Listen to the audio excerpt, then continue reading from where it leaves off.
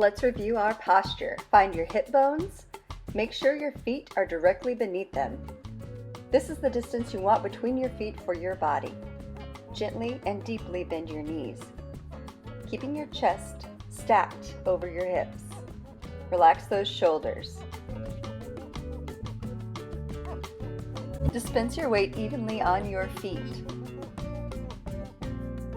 Practice relaxing into this posture, especially if you're new to World Fusion or belly dance. And hydrate. It's good to warm up before dancing. I suggest doing squats. You can add your arms to this, shoulder rolls, and side reaches. You'll want to cool down after dancing with some stretches. I suggest stretching your hip flexors, your hamstrings, releasing your lower back, and even trying some balance challenges. Then some gentle roll-ups always help reset the body.